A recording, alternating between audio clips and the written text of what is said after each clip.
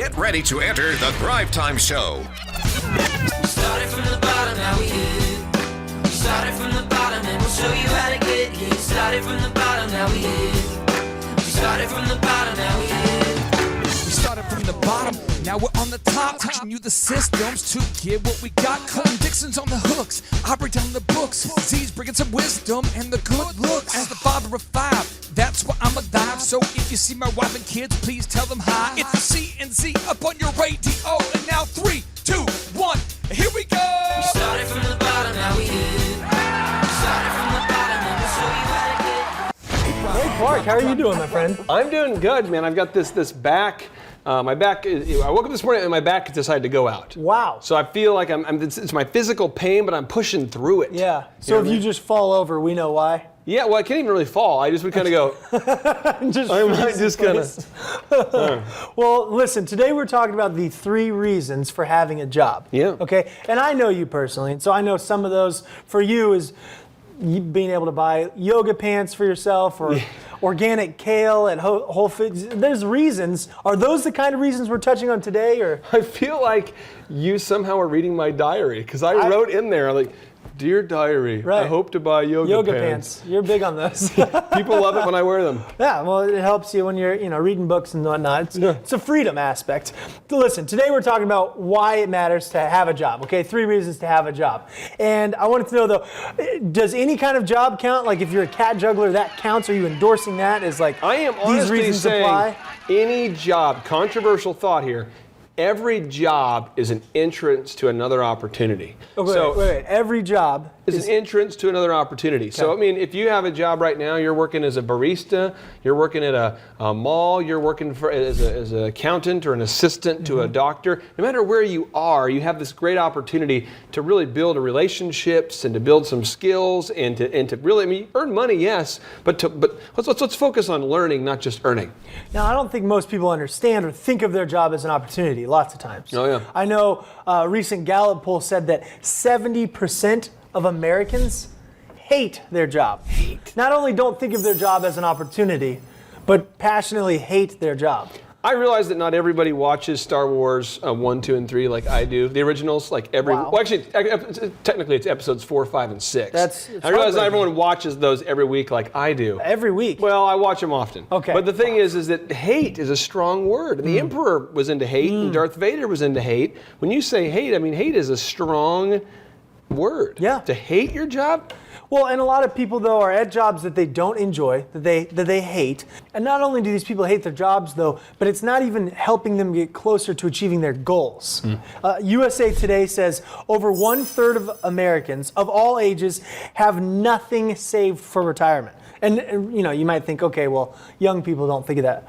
Listen, people ages 50 to 65 have absolutely nothing saved. 26% of those people, 50 to 65. So why are people in jobs that they hate so much if it's not even furthering them to achieving their goal? Well, I want to say this. If you're at a job, and I'm going to use my board here for a second. And because you're going to write some claymations or something? Some claymations, and with the back injury, it's sort of a slow walk. Oh, yeah, okay. Over to the board. Anyway, but the thing is, if you're here right now with your career, if this is where you are, and you know where you want to be, in terms of your financial goals, your life goals, if you know where you want to be, then your job you're at now should help move you a little bit along this path. And I'll just give you a quick example before we dive into it. But when I had my first job and I'm working construction, I was working, my first kind of serious job was construction. And when you're working construction, I'm talking about we're hauling massive quantities of concrete, we're building things, we're getting up at 5 in the morning. We actually got to work at 5 and we'd work from 5 until about 7 p.m.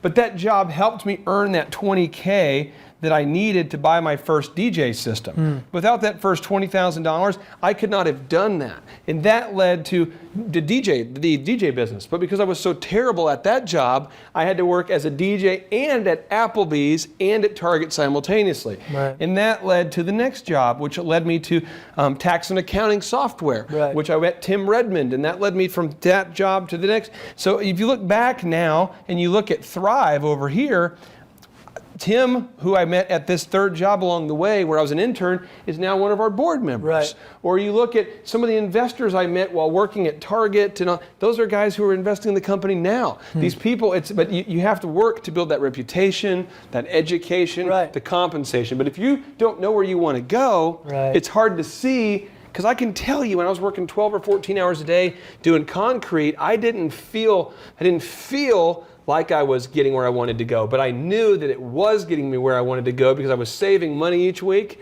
to buy that first sweet DJ system.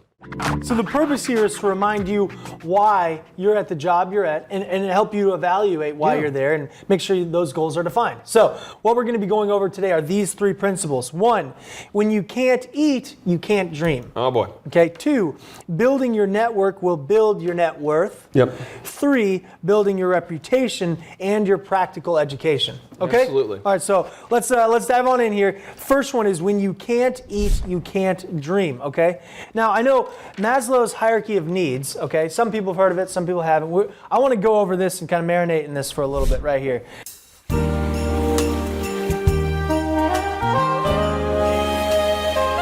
The definition for Maslow's hierarchy of needs is a system of the motivation of all humans that is unrelated to rewards. Okay? It is often depicted by a 5-level pyramid. You'll see the graphic up here on the screen. This 5-stage model can be divided into 2 categories: basic needs and growth needs. The first level of the pyramid is physiological motivation, then safety, then social, then esteem, and on the very top is self-actualization, okay? So Clay, why do we need to know, or I guess, why is it worth spending any time here on Maslow's hierarchy of needs right now? Well, a lot of us have jobs and a lifestyle that can't keep up with that job. So when Vanessa and I, my wife and I, we first got married, I was working at Target and at Applebee's, and I also had a job where I was working at a place called Faith Highway. We sold evangelism commercials to churches. And so those 3 jobs produced a weekly income, but for all that, like 70 hours a week working, sometimes even 80 hours a week with tips and everything. I was generally lucky if I could make $800. And my wife was going to college. So right here, right at the bottom of the pyramid, we've got to focus on eating, we've got to focus on shelter, we've got to focus on those basic needs. And I see people who are making $800 or making maybe more than I was making then or a little bit less, but they're out there buying the luxury apartment. They're buying the luxury car. They're upgrading. I'm talking about, when we were here, we ate chicken panini. I'm talking about chicken panini. Why? Because I was aware of a budget. But the problem is because of credit, the easy access to credit and credit cards. So many people are getting out of school with student debt. So they're like, well, I might as well just get some credit card debt. I mean, at a certain point, you're like, I already have so much debt. Why does it even matter? So people start financing their $7 salads. I'm telling you, we didn't go out to eat ever. And I'm not exaggerating. There was never a time at all during those jobs where I ever went out to lunch. I never ate out for lunch. I always brought my brown bag lunch every day. And we were eating these 96-cent chicken paninis.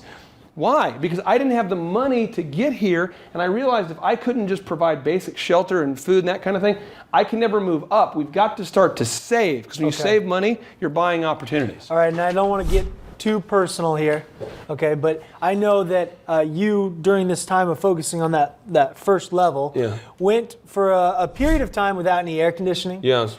Can you go ahead and do a little story time here and tell us what that was like, why you were doing that, and how that applies to this principle? Well, one, it was humiliating. I know that people would come by and visit me a lot, and I would always try to play it off like, hey, let's meet up at Taco Cabana. And a setting, just to clarify the setting here, you live in Oklahoma. It's like 100 degrees in the summer and maybe 20 in the winter sometimes. There's some serious humidity issues. It was extremely hot and extremely cold, but we had love. Yes. All you need is love. All you need. But people would say, well, hey, we should get together. And I'd go, yeah, let's meet up at Taco Cabana. Yeah. That's right down the street. Yeah. And you could basically order tortillas with salsa for like $2. And now we get a water. And I would just be there and I would play it off like, no, I already ate, or I'm good, or whatever. But I didn't have enough money to afford food. And I was a married guy.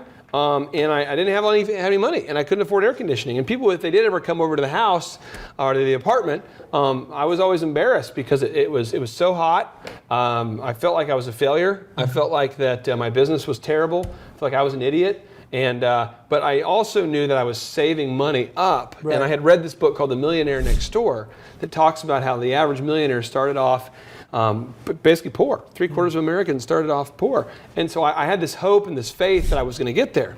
And so every week I would just kind of build up my bank account, $100, $200. Remember the first time I had 1,000 and 2,000 and 5 and 10. And so it's just a deal of deferring what you want now for what you want later. It's the learning, it's the maturity of thought of learning that this job that I'm at now, I'm here to build a reputation. I'm here to gain skills. I'm here to, and I'm not feeling bad about it, but kind of wear it as a badge of honor. Like, I've been through this. I've learned to sacrifice. So it's deferring, you said, what you want now for what you want later. Yeah, there's a quote I like to tell people, but if you buy what you want now, you won't be able to afford what you need later. That's huge. Well, I'm going to go ahead and we're going to do a little notable quotable here, okay? Yeah. And it's from a well-known book, the Bible, so you can take it or leave it. Bible schmible, buddy, that's controversial. Here we go. Proverbs 10:4 says, a slack hand causes poverty, but the hand of the diligent makes rich. And then Proverbs 12:24 says, the hand of the diligent will rule, while the slothful will be put to forced labor. This is an important aspect of this principle. I mean, if you're focusing on the basic needs, you've got to have that diligence, though, if you want to move up to start thinking about your dreams. I would say the one thing I would say, because I know there's about half the audience that probably just disagrees with you and you're quoting of Proverbs. Yeah. I will say that, and just a purely secular perspective, there are people in the office, and we have an office, we have core businesses that we run, and then Thrive is my baby, that's what we do, but there's other businesses that we own. Right. And I will tell you, in the photography company, it's hysterical. You'll see an employee sit there and text. She'll be busy texting, thinking I won't notice, texting. So I will fire her as soon as possible. Right. And I don't feel bad. And I will talk to her and I'll say, hey, I want you to know you're not performing, stop texting. Hey, I need you to focus. Hey, I need you to engage. Hey, I need you. But eventually, when you're at the end of the month, at the end of the week, when you've done half as much work as the person next to you, guess who I'm going to promote? Yeah. I'm going to promote the guy who's diligent. And just in our own photography company that I own right now, we have a young man who, in the past 3 months, he's doubled his wages. Because he has decided that he wants to do that. And so as he's been diligent, I give him more tasks. As I give him more tasks, he moves his way up. So I am choosing to reward him, but it selfishly benefits me as the boss. Right. If I put good people on good things, then they move up. Yeah. But if you give someone a small task and they can't handle the small task, I'm not going to give you more. And I think a lot of us, the mindset that I had back in the day when I was at Target for a while there was, I'll start working hard when you start paying me good. Yeah. You start paying me more, I'll start working hard. You promote me, I'll work hard. If you will promote me, I will work hard. But so until we've got to take that first step. You have to start working hard before you start getting the pay you want. That's huge, and I don't think that a lot of people think like that. But let me ask you this, though. What is the action step here? What's the action step? Is it just the working hard before you're seeing the reward? Is it the diligence? The action step right now is one, no matter what job you're at, live below your means. Okay. Live below your means. Move into the garage. Get with a neighbor. Move in with a friend. Cut those expenses. Be very, very aware right now of what you have to do to eat.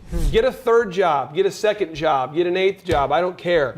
Honestly, no exaggeration. I have worked many times in my life for more than 70 hours a week to make it work. Guess what? So did Steven Spielberg. Guess what? Check the biography of Steve Jobs. So did he.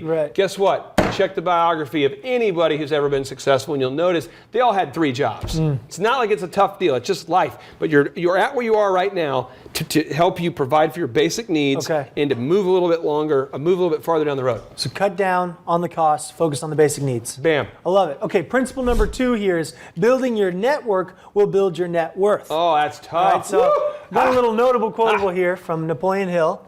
Your favorite, I know here. This is what Napoleon Hill says. He says, a friendly alliance with one or more persons, this is how he defines the mastermind, okay? You can read more about it in his book, Think and Grow Rich, but this is what he calls the mastermind.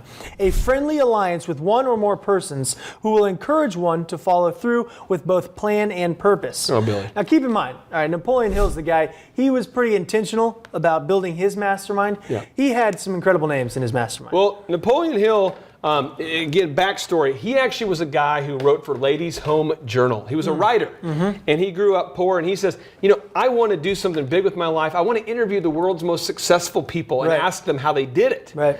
And at the time, people are like, whatever. He said, no, I really want to do this. And so he reaches out. Finally gets a hold of Andrew Carnegie, who was the second wealthiest man in the world. Andrew Carnegie says, I will give you the knowledge that you seek in your brain. I'll teach you all this stuff. I'll help you write your book. Only if you're willing to devote the better half of a decade to doing this. And I'll pay for your room and board, but I'm not going to pay you. Right. So he starts to say, I think I can do it, maybe. Yeah. And he said he was almost scared when he decided to take the project on. Well, anyway, Carnegie starts introducing him to his best friends. Right. Thomas Edison, William Wrigley, Henry Ford, Roy Firestone. Pretty soon, he knows like all of the major players. It'd be like going to work for Larry and Sergey at Google right now. Yeah.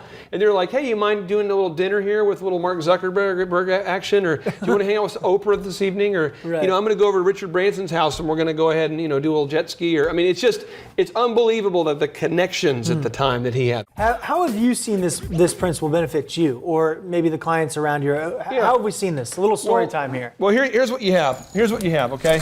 When I worked at Target, and this is what you shouldn't do. I worked at Target.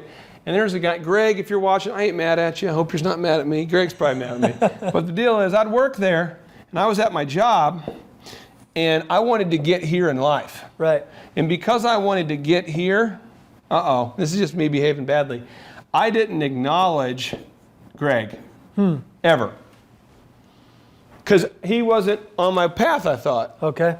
I'm here to earn some money and to peace out. I'm not here to talk to Greg, Greg's like, what's up, Clay? And I'm like, all right, I keep going, well, my whole thing is I felt like that Greg was in my way. Right. But what you realize as you get into life is that once you begin to develop relationships, you start to have this relation shift. Once you begin to have a network, you start to build net worth. Well, long story short, this was me behaving badly. I should not have treated that person that way. If I get punched in the face in the parking lot today because he saw this episode, I get it. Punching in the face? Yeah, I earned it. That's cool. Yeah. Now, the next thing, though, is I started to get the mindset at Target of the network. Okay. And one guy walks in here named Todd Starkey. Oh, I'll never forget. Todd Starkey comes in here, and he's looking to buy a video camera. Okay. I'm trying to buy a video camera. I said, okay. I just started doing this principle. Yeah. And I was like, so what are you buying the video camera for? He says, well, for my wife. And I said, well, what's the occasion? Oh, it's Christmas, but I want to get us something early for her because we have this vacation coming up. And I'm like, what kind of camera? He tells me the kind of camera. He says, I want this camera. And this camera was like $400, a video camera. Okay. And I said, I don't know if you want that one. This one actually, from what you're telling me, seems better, and it's a little bit less. I recommend this one instead. Same great camera. You're just not paying for a feature no one uses anyway. Anything else I can help you with? And he's like, yeah, I'm looking for a CD of, and I'm like, instead of saying, well, the CDs are over there, I walked him to the CD. Right. Got the CD. Well, at a certain point, Todd says, what do you do? I remember that. What do you do? And I was like, oh, I work at Target. I'm the CD electronic guy. And he's like, no, what do you do? And I said, well, I work here, and I own a DJ business. I'm kind of getting that off the ground. And he said, how much do you make? And at the time, I don't remember if it was $6.25 or $7.25. It was something like that an hour. And I remember saying, well, I make about that much per hour. And he says, why? And I said, well, I'm trying to work here to provide health insurance and make some money and just make ends meet. And he goes, I own a company. He goes, I work at a company that's owned by a guy. Well, it's a company that was owned by the two Tims, but Tim Redmond, one of our Thrive mentors, this was his business. Right. And Todd says, yeah, I actually am a recruiter, and I'm in charge of recruiting interns and new people, and I think you'd be perfect for the program. Have you ever studied accounting? And I'm like, yes. I love accounting. Yeah. So anyway, I ended up moving from here to here, and I think when it's all said and done, I ended up being, I think I ended up making about 15 an hour. Almost doubling it from this job to that job as a result of getting in there and moving up to the top of my group. And then from there, building the relationships there, that led to my next job where I was making about 30 an hour. Mm-hmm. Now I say an hour, they're paying me commission, very small base commission, or they're paying, but my net, at the end of the day, I was making about $30 an hour. Okay, so what you're saying is that, one, you worked up where you were at Target. You were diligent there first. You planted the seeds, you were diligent there. But how do we go about building our network then? I mean, what's the jump there? Just meeting people, how do you do that? On a practical level, any time that you meet somebody, and I don't want to get super spiritual because I know a lot of people disagree with me on this, but I'm just going to work with me on this for a second. And to be honest, we've got a lot of awesome networking episodes. Go check those out as well to deep dive into it. I want to say that I believe that every person on the planet was put here by a reason. Now, some might just say by a lightning bolt or from amoebas. I don't care, but I think you're here for a God-appointed reason. I think you're here for a reason. And once you start realizing every single person has 3 major attributes. They have value.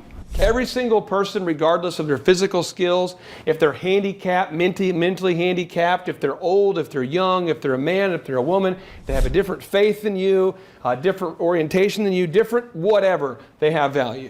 Every person has value. The second thing they have is every single person has some kind of skills that you don't have. So you might be terrible at math, but I'm great at it. Or you might be great at speaking and I might be bad. You might be awesome at sales, but I'm not. But you have skills. The third thing is every single person has relationships or a network. They have people, they know people that you don't know. So let's look at a very basic example. If you are Bill Gates and you are Paul Allen, I'm a voracious reader of autobiographies and I encourage everyone to do it as well. But Bill Gates couldn't sell anything. He had huge quantities of nerd. Huge quantities of brain power and nerddom. Paul Allen had 0 nerd skills. You know, how do you use a computer? Now, Paul Allen, though, could sell anything. And this guy, no sales skills. Well, guess what? Because Bill Gates thought highly enough of Paul Allen as a human and didn't prejudge him and realized he had value, he had skills, and he had relationships, those two, one nerd, one non-nerd, one technological idiot, one technological guru, one sales expert, one non-sales expert, they worked together to build Microsoft. Then, with their combined connections, this is amazing, but one of our Thrive mentors, his name is Paul Pressey. Well, Paul Pressey, right here, is a very good friend right here with Clifton Talbert. Well, why does Paul Pressey know Clifton Talbert? Because Paul Pressey played basketball at the University of Tulsa, and Clifton volunteered to add value to the lives of those kids, many of which didn't have dads. Paul did not have a dad, he did not have certain skills, but Clifton invested in his life to build that relationship. Well, Paul goes on to play in the NBA. He meets somebody. I guess in the NBA, he just happens to now coach with the Lakers, and he happens to know Byron Scott. He just happens to have played with David Robinson. All of a sudden, you realize that Clifton Talbert, who is a guy who spoke at an event that I was at, who was a guy I did not know, here's a guy where I, as a young man, reached out to Clifton to try to over-deliver and help him and add value to his companies, even though I didn't know him and he wasn't going to pay me. I tried to reach out to him and try to intern, try to add value, try to work with him.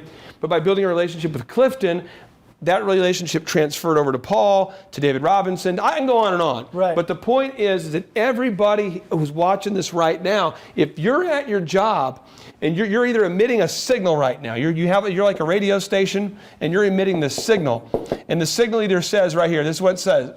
It says, go away. You're telling people either go away, you're telling your opportunities go away, I don't want you, I'm not interested, I want to be poor, I want to stay poor, I hate my job. Or the law of attraction, you're saying, come to me. You're saying, bring me the deals. I'm open for business. I'm ready. I'm ready to be promoted. I'm ready to be hired. I don't need to be inspired. I've already got my own mojo. But it's either one way or the other. And I can tell you this. When I was at Target, I used to sit there like, all the time. I mean, that was my face. You know? And I don't know why I made that face. It's a stupid face. It's a stupid face. It's an apathetic face. It's a face that a lot of people make, though. We go, Why are we making that face? We got to turn the frown upside down, notify our face that we are happy to be on the planet. That was before you were wearing the yoga pants. That improved your mood a lot. When I wear those yoga pants, my wife runs for the hills, and wow. people I know run away. But I know they run away because they're intimidated by the awesomeness. That's right. That's what it is. That's right. I feel like the first thing that we do right now, though, having heard about this, networking improves your net worth, is just to ask ourselves, who's in my mastermind group, right? I mean, we should ask ourselves, who's in my network? You do that, and I'll ask yourself, though, are you telling people to go away? Because if you have a small network, like if I had, and you're going, if you do, because I agree with you. You say, if you ask yourself, who's in my network? Right. And the answer is nobody. Right. It's probably because you have the face of an idiot. Yeah. You're probably going, that's what I was doing all the time. Or you might have idiots in your network. I remember I used to do this move at lunch. Check this out. I used to do this move during meetings.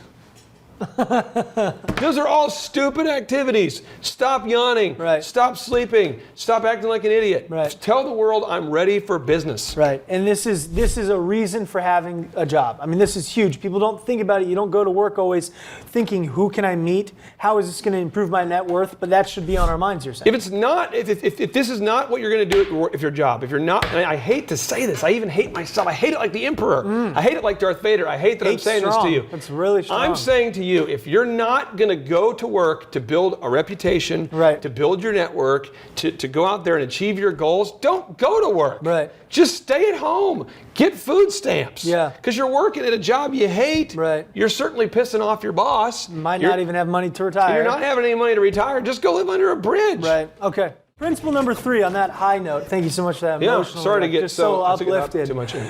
Principle number 3, building your reputation and your practical education. Okay. Now, you know, we hear the word practical, but I want to go ahead and define it, okay, because this is big. People don't always focus on practical education. Yeah. So we've got a definition magician here. Practical, of or concerned with the actual doing or use of something rather than with theory and ideas. Yeah. How often do people focus on just the theory and ideas as far in terms of education? I'm going to say 90% of people, when they think of education, they're thinking of like, I remember studying the lower intestine back in college, or I remember reading Papyrus. about papyrus. That's didn't we? Education, I'm thinking about the periodic table. I begin to use words that are multiple syllabic. I start to use the word plethora. I begin to just talk about the syllabus. Remember the word syllabus? How awesome the word syllabus. Students say we're using a syllabus. And I begin to write papers. Now don't act like you didn't do it, because you know you did. You know you did. There's a paper. You wrote a paper. Yeah. And the teacher said it's got to be 10 pages. Oh yeah. And you know you only had 6 pages of anything real. Maybe Right. even 5.5. Probably 5.5. So what you did is you started filibustering, you started making up funk, Well, you started talking in circles. You can increase the font, you can increase the spacing. You've done all those moves. One move I would do is I would say, enhance, yada, yada, yada, yada, because, Ooh, you had some yada, more yada. forwards. And when you say because, you can now have circular conversations and come back to something you've already stated 7 times. Unbelievable. That's the kind of BS you do in non-practical education. Okay, but education's huge though. If you want to continue growing, increasing your wealth, your net worth, according to Rich Habits, it's a study done by Thomas Corley. He's the author of the book Rich Habits, actually. Cool. He did a study of wealthy people and their habits, okay? And this is what he found. 88% of wealthy people read on a daily basis, as opposed to 2% of poor people who do this. That's tough. That's not really a fun statistic. That's kind of convicting. 30 minutes a day. Yeah. The wealthiest people in the world are doing this. Why is this so important? Well, I'll tell you this, the world's changing so fast. And if you're at a job, you need to spend at least 30 minutes a day studying how to get into the top 5% of that job. So I know, like when I was doing sales at Faith Highway, I was terrible. I remember I was doing a customer service at tax and accounting. I started at the bottom. Right. Almost everybody, if you're being honest right now, if you're thinking about your career, ask yourself, are you at the top 5% of your field? Because if you're not, who are they going to promote? Right. They're going to promote the guy who's the top. Right. They're not going to promote you just because you've been there a long time, unless you work for a union, in which case, well, we don't have any episodes for that. But the thing is that you don't want to have to hide behind a union to get promoted. You want to be promoted because you're doing the right thing. You want to get promoted because you're in that top 5%. And to get in the top 5%, that requires studying. So I used to just study sales books every day. I mean, literally every day I would take a half hour and just read a sales book every day. Because you know what? I'm going, oh my gosh, when you read those trainings, you start to go, man, you start to reflect and go, my close, when I go for the close, is terrible. Right. Or I sound high pressure. That's awful. Right. I'm really terrible at delivering benefits. My rapport skills are awful. So you're saying the reading here helps you in your job, the reading or however it is that you're improving your education, but also you're also implying that we need to be learning at our jobs and that adds to our education somehow, or should at least? When you're at your job, and I'm just going to walk you through this. When I worked at tax and accounting software, we had this thing called a CRM. Other humans might call it a customer relationship. That's kind of the sound I make when I'm writing. Management. Okay. All right.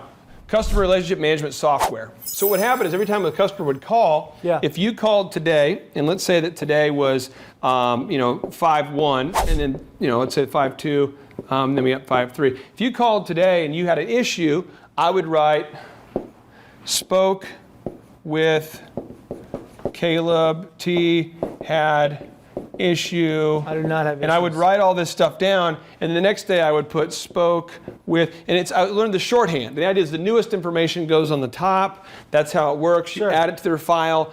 Well, when I was growing the DJ business, I remember one of our sales guys, we were doing about 10 weddings a week. Right. Not 50 or 100. And the guy says, I don't remember what I said to this lady.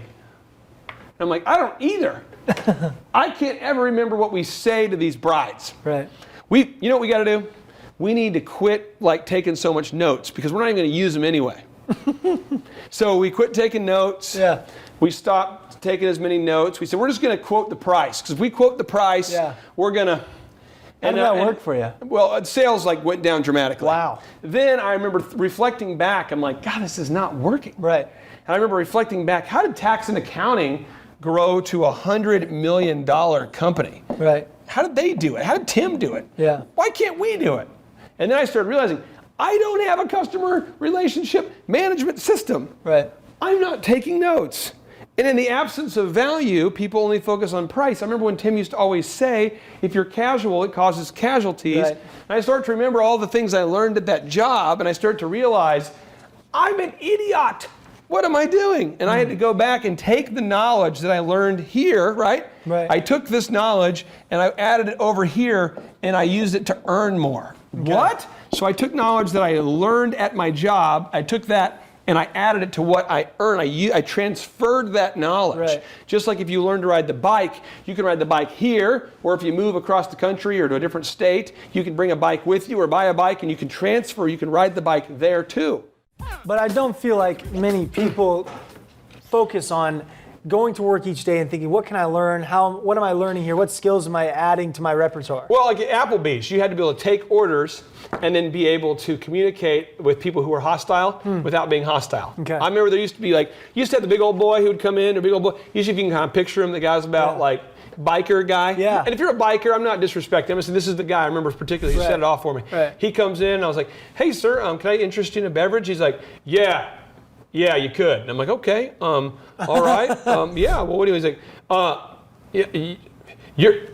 do you know what's coming to you guys? Do you know what's coming? You're about ready to watch me explode. And I'm just like, okay, and I don't know what's going on. Well, anyway, he blows up at us. He yells at us, says that he was waiting forever. No one acknowledged him. He thought we were being racist. He'd go on and on. It was just the craziest deal.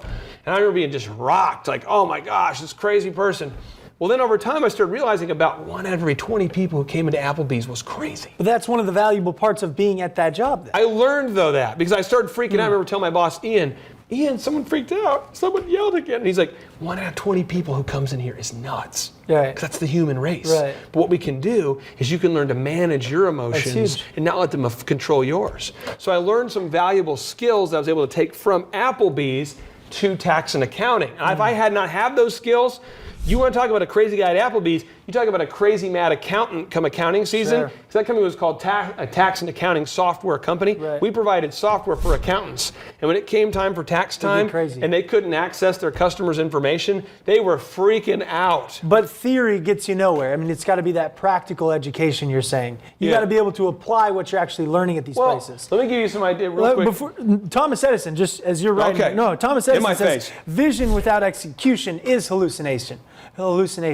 So if you had been at Applebee's gaining these skills and not applying it, it's worthless. Well, I think that I want to. I 100% agree with you, and I want to just share this because if you're talking about if it's not applicable, it's meaningless. Yeah. When I was at college, they talked about the Electra complex. Anybody know what that is? Basically, Freud came up with this thing. There's one called the Oedipus complex, and one's called the Electra. But what he believed was that secretly, men wanted to get with their mom. He believed that secretly, men wanted to marry their mom. He believed this, and that women secretly wanted to marry their dads. And secretly, and he had this theory. I remember I had Psychology 101 about this, and we spent at least 4 weeks going over this. Now, I'd say you take that knowledge over to Applebee's, or over to your job, or over to tax and accounting, and you go like, well, guys, I know what's gotten into Sarah. She secretly wants to marry her dad. And that's why she's bitter at all of us. Whatever. That's a bunch of crap. That's a stupid theory. It's a stupid idea. It's ridiculous. Freud should have been in jail for all the stupid experiments he was doing on people. It's a dumb idea. In the periodic table, I'm not going to come to work and go, guys, you know what? There's a chemical right now. It's called californium. And it's actually on the periodic table. A lot of people don't know it's a newer one on there. And then I feel like that we should, talk about that today because that'll allow us to fix our performa. People like, shut up, get back to work. But we don't know anything we need to know because our brain is filled with that garbage. So we need to start focusing on practical knowledge, just like you said. Are you saying that's the action step here? What's the action step for the Thriver? Talk to the Thriver right now. What do we do with this principle today, tomorrow? You need to get into the top 5% of your career. The top 5% of your job. Because if you're at Applebee's and you're not trying to get in the top 5%, you're not going to learn anything. I mean, you guys know what I'm talking about. You can go to your job right now. I've been to jobs. I've done it before. I had my mindset change. Nothing is as powerful as a changed mind. But I did that. I would go to a job, mail it in, not work. I didn't have text back in the day, but pretend you're working, screw around on the computer, not do anything. And you know who gets hurt? You get hurt and you get fired. So but if you're engaged and trying to get to the top 5%, you're going to get those skills. That's the action step. Absolutely. Go for the top 5% through more ongoing education. Absolutely. Okay, I love it. In summary then, what we've talked about, the purpose of this is to remind you the reason why you're at the job you're at. And there's 3 valuable reasons, okay? 1, when you can't eat, you can't dream. Right? You got to focus on the basic needs, save, live below your means, then you can start working on that dream. 2, building your network will build your net worth. You're saying there's people who are going to meet there at work that they can contribute to it. Absolutely. Okay. 3, building your reputation and your practical education is huge. Those are the 3 reasons why having a job is valuable. I will say this as kind of a capstone thought. If you're at your job, let's get promoted out of the job, like our boss promotes us to a new position. If you hate your job, let's get promoted out of it to another job. Or let's create an opportunity through our network where we get promoted or hired somewhere else. But let's not get fired out of our job, or let's not just quit, or let's not just, if you hate your job, you can exit in a positive way or a bad way. Let's exit because someone hired us because they heard about our great reputation, or we got promoted, or we're making more. But let's not leave our job in a bad way. Okay, I love it. Now let's go ahead and turn off the cameras. I'm going to just step on your back and try to crack it back into place, okay? Yeah. Just lay down right here. I'll just do that real quick. I appreciate that. Yeah, thank you. Thank you. The number of new customers that we've had is up 411% over last year. We are Jared and Jennifer Johnson. We own Platinum Pest and Lawn and are located in Owasso, Oklahoma. And we have been working with Thrive for business coaching for almost a year now. Yeah. So what we want to do is we want to share some wins with you guys that we've had by working with Thrive. First of all, we're on the top page of Google now. Okay. I just want to let you know what type of accomplishment this is. Our competition, Orkin, Terminex, they're both $1.3 billion companies. They both have 2,000 to 3,000 pages of content attached to their website. So to basically go from virtually non-existent on Google to up on the top page is really saying something. But that's come by being diligent to the systems that Thrive has, by being consistent and diligent on doing podcasts and staying on top of those podcasts to really help with getting up on with their listing and ranking there with Google. And also, we've been trying to get Google reviews, asking our customers for reviews. And now we're the highest rated and most reviewed pest and lawn company in the Tulsa area. And that's really helped with our conversion rate. And the number of new customers that we've had is up 411% over last year. Wait, say that again. How much are we up? 411%. Okay, so 411% we're up with our new customers. Amazing. Right. So not only do we have more customers calling in, we're able to close those deals at a much higher rate than we were before.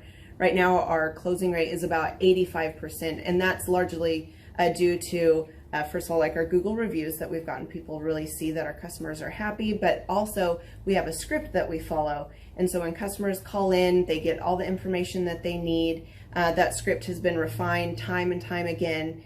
It wasn't a one and done deal.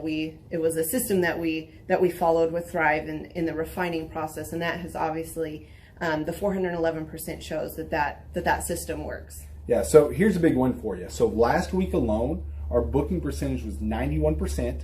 We actually booked more deals, more new customers last year than we did the first 5 months. Or I'm sorry, we booked more deals last week than we did the first 5 months of last year from before we worked with Thrive. So again, we booked more deals last week than the first 5 months of last year. And it's incredible. But the reason why we have that success is by implementing the systems that Thrive has taught us and helped us out with. Some of those systems that we've implemented are group interviews. That way we've really been able to come up with a really great team.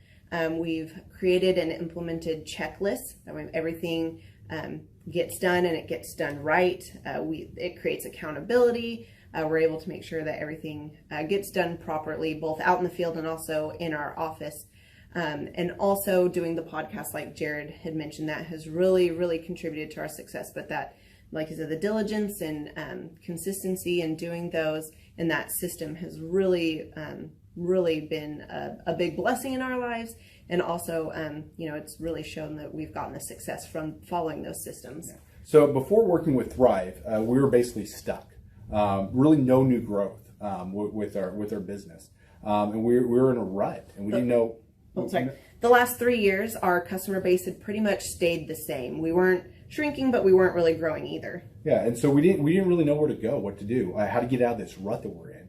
But Thrive helped us with that. They implemented those systems. They taught us those systems. They taught us the knowledge that we needed in order to succeed. Now it's been a grind. Absolutely, it's been a grind this last year. But we're getting those fruits from that hard work and the diligent effort that we're able to put into it. So again, we were in a rut. Thrive helped us get out of that rut. And if you're thinking about working with Thrive, quit thinking about it and just do it. Do the action, and you'll get the results. It will take hard work and discipline, but that's what it's going to take in order to really succeed. So we just want to give a big shout out to Thrive, a big thank you out there to Thrive. We wouldn't be where we're at now without their help. Hi, I'm Dr. Mark Moore. I'm a pediatric dentist. Through our new digital marketing plan, we have seen a marked increase in the number of new patients that we're seeing every month, year over year. 1 month, for example, we went from 110 new patients the previous year to over 180 new patients in the same month.